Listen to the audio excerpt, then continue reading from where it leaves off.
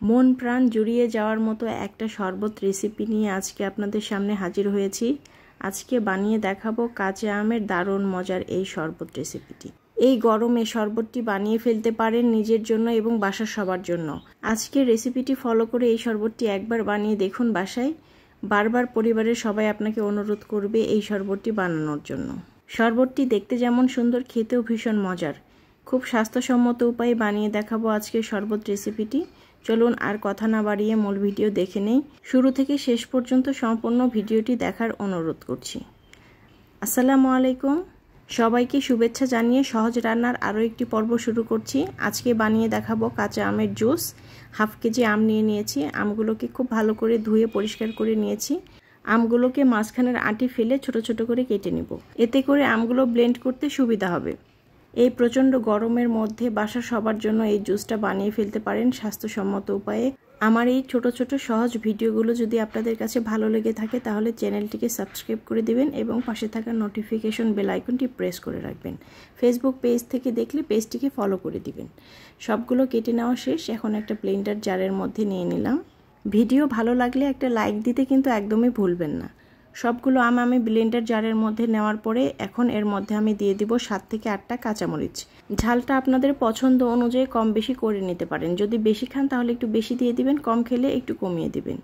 এখন দিয়ে দেব 1 মুঠ পুদিনা পাতা। ফ্রেশ পুদিনা পাতাটা দিয়ে দিয়েছি আমি এখানে। 1 মুঠ দিয়ে দিব ধনে পাতা।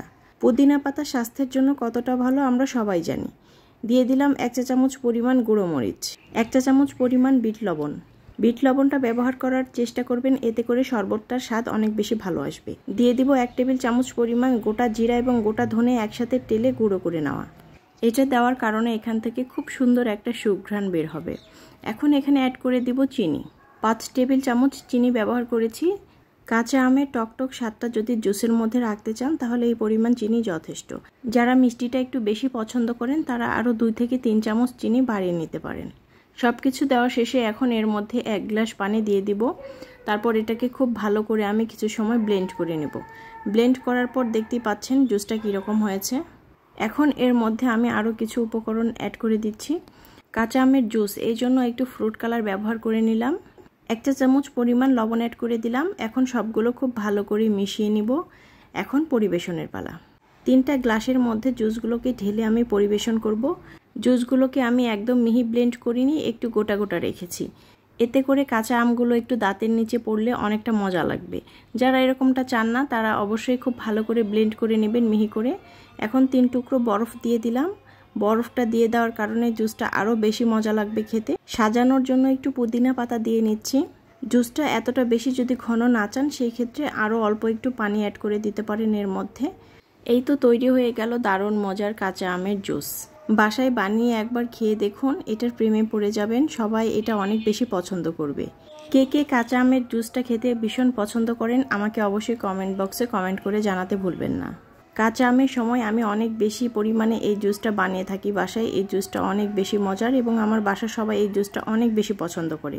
আর এরকম গরমের মধ্যে যদি এরকম কলিজা ঠান্ডা করা জুস হয়ে যায় তাহলে তো আর কথাই নেই।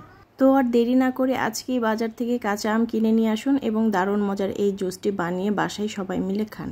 আশা করি বরাবরের মতো আজকের ভিডিওটিও আপনাদের কাছে অনেক বেশি ভালো লেগেছে। ভিডিওটি ভালো লাগলে লাইক দিয়ে দিবেন এবং বেশি বেশি করে প্রিয়জনদের সাথে, বন্ধুবান্ধবদের সাথে শেয়ার করবেন যাতে সবাই এই ভিডিওটি দেখার সুযোগ পায়। আজকে এখানেই বিদায় নিচ্ছি। আল্লাহ হাফেজ। আসসালামু আলাইকুম।